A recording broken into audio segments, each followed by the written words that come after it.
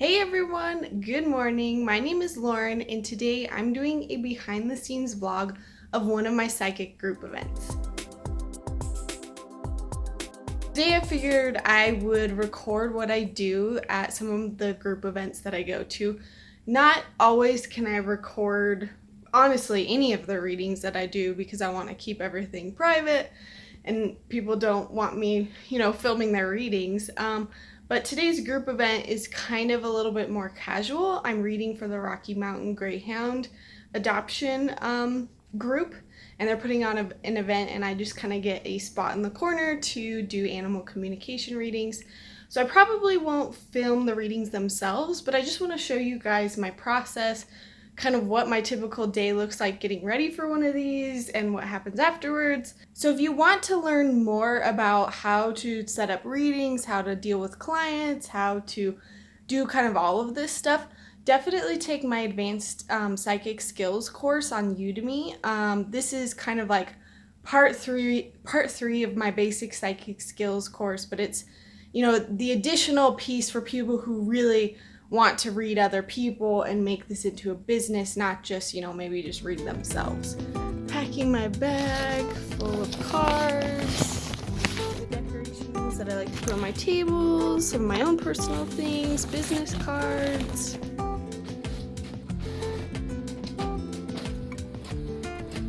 As far as my outfits, I try to put comfortability first, because if I'm not comfortable during a reading, it'll affect my readings. So I try to look nice. I think it's very important to still look professional and not just look like some bum that they hired off the street, because there's already that stigma in their head about what psychics look like. So if you look nice, it always is a plus. Bye, Shirley. I always try to make sure that I also leave early, because I never know the parking situation or how much I need to set up. So every reading is different. I just like to make sure ahead of time that I know exactly what's going on. And I usually email the client ahead of time and figure out what they need from me. So don't worry, I've got my phone attached to the little navigation holder, so I'm safe. I'm usually on my way to a reading in the car. I usually use that time to set my intentions and sort of say, okay, I'm going here, I'm going to help these people. One of the biggest intentions that I always use to, open up myself to read better is I want to help this person instead of like, I want to figure out what's wrong with them. I used to use that intention, like I want to fix their problems, but that intention, sometimes not everyone has problems. So usually I go in and I just take the time in the car to set the intention of I'm going to help these people, just in case when I do get there, I don't have time to do that. So what I do when I arrive, I usually find my point of contact first. I think it's very important to find them, talk to them, make sure they feel comfortable with you before you just go straight into setting up. I know that the last thing on your mind is probably doing all this like business related things, but I think it's really important to just take the time to talk to them and do all that before you actually set up, even though you might be stressed out about doing all these readings. Then I will usually go to my space, set it up. As I do that, I sort of set all my intentions, like I kind of make a bubble around me, doing all these things kind of in between as I'm slowly setting up. And then if I can, I will try to go find like a bathroom or somewhere a little bit more private. If there's no one in the room or the area with me, I'll just stay put. But usually I like to take that time to do like a quick meditation to center myself and be like, okay, I'm really here to read now. I've got everything set up. I'm letting go of all the stresses, all the things that I was stressed out about this morning. I'm no longer traveling. I'm here and I'm ready to read. And so then I go back to the table, and then I usually just wait for people to walk up.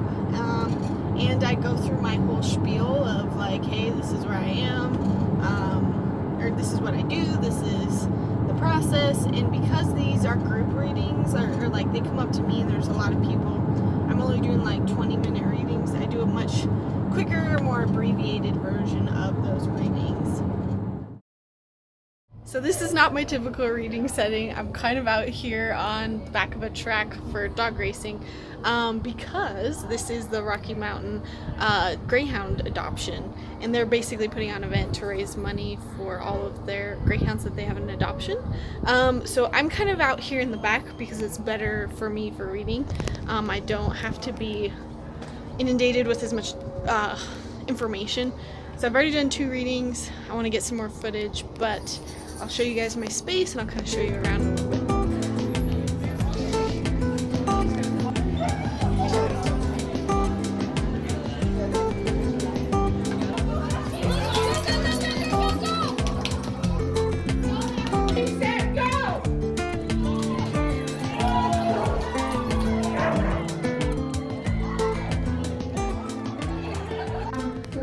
So it's a little bit slower of a event today, and I think that's just because of all the dog races that they've got going on. But sometimes that's how it is. Some events there's a lot of people coming to me and I barely have a time to take like a bathroom break. And then other times it's more just kind of whenever they come up, and yeah. So I kind of like these. These are a bit more easier.